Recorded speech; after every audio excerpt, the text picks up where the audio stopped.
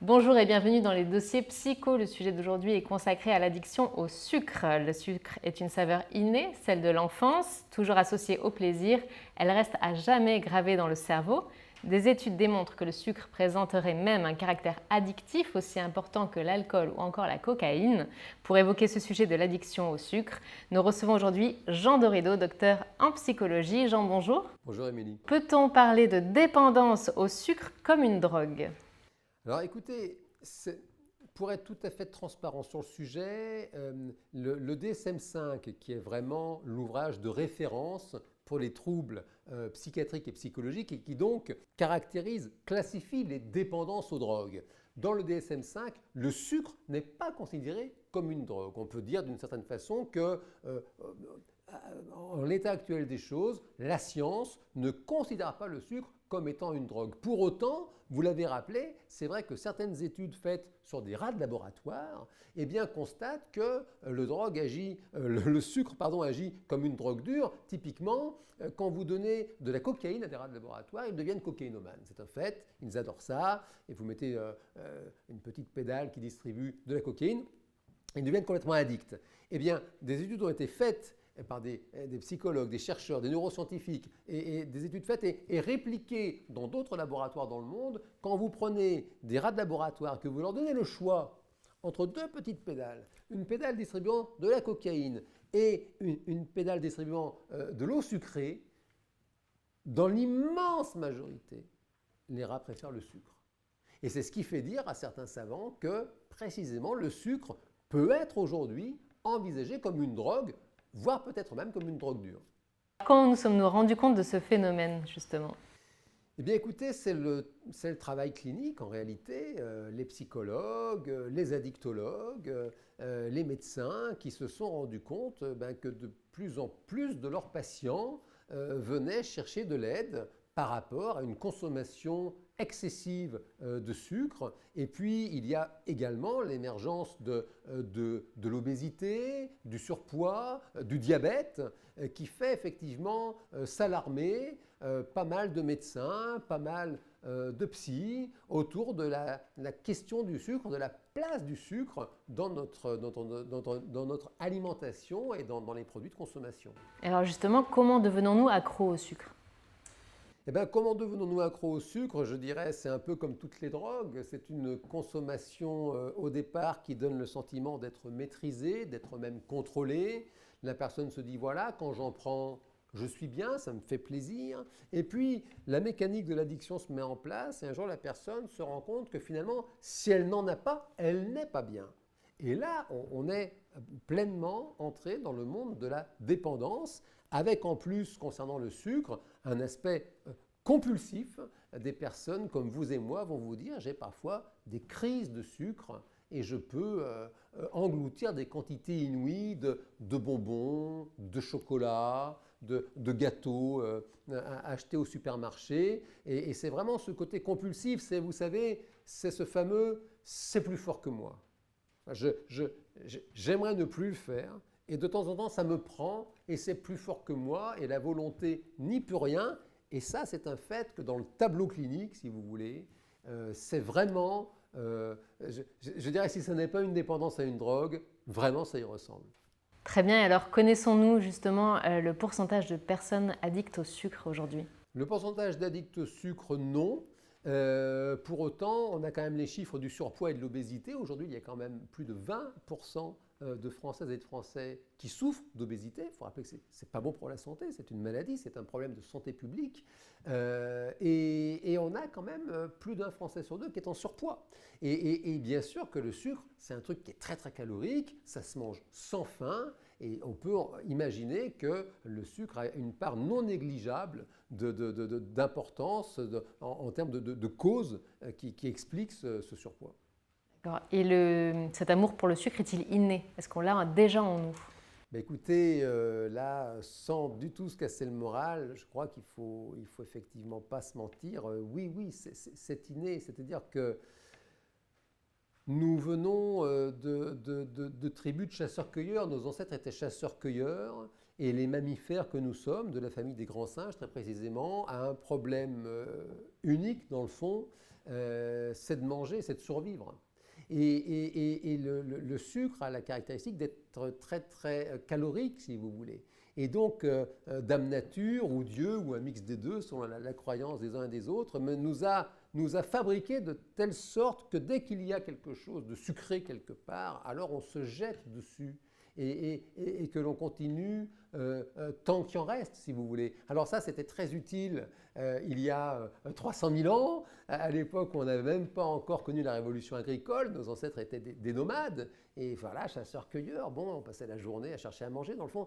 Et c'est vrai qu'aujourd'hui, au contraire, avec l'abondance que l'on connaît, Dieu merci d'ailleurs, sur l'agroalimentaire, ça devient problématique. Parce qu'il y a tellement à profusion en quantité et l'évolution des êtres que nous sommes va moins vite que le progrès technologique de l'agroalimentaire. Et donc, si vous voulez, on a des personnes qui, si on raisonne en termes d'accélérateur et de frein, ne trouvent plus le frein, quoi. Dès qu'elles appuient sur l'accélérateur du sucre, elles ne peuvent plus freiner. Et ça, c'est un fait, oui, c'est un peu inné.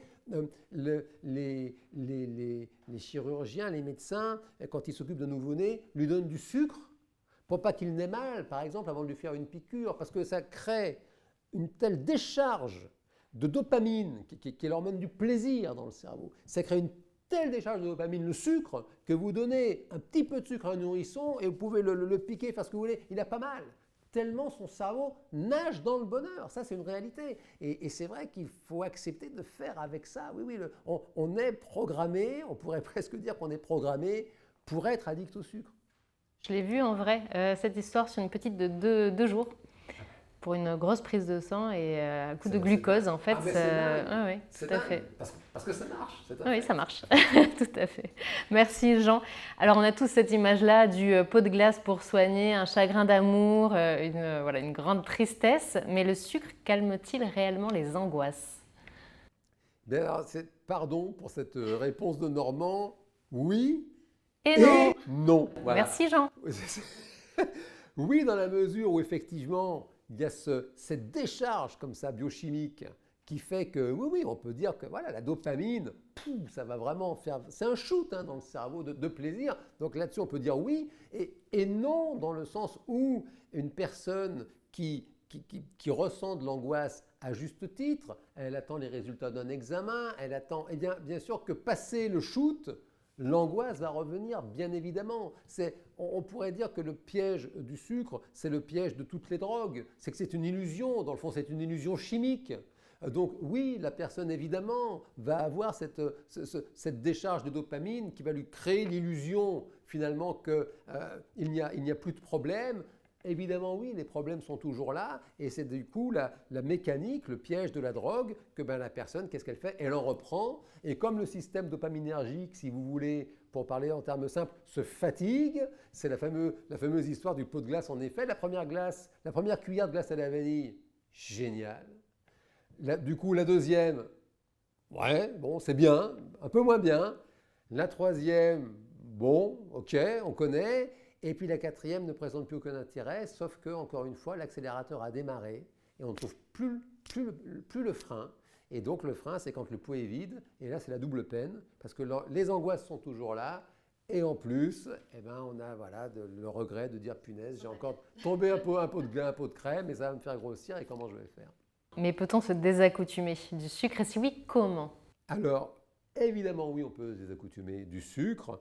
Et comment? Ça, il faut accepter que ça passe par une période de détox. Ça passe par une période, on pourrait dire, sugar free en bon français, une période zéro sucre. C'est le principe, je dirais, de toute drogue. La modération, si vous voulez, les drogues licites ou illicites ne sont pas faites pour la modération, par définition. Et donc, ça passe de toute façon par une période détox, qui fait le plus grand bien, de toute façon, au corps et à la tête. Très souvent, la personne, à la sortie de cette période détox, finalement dit que ça ne lui dit plus rien. Bon.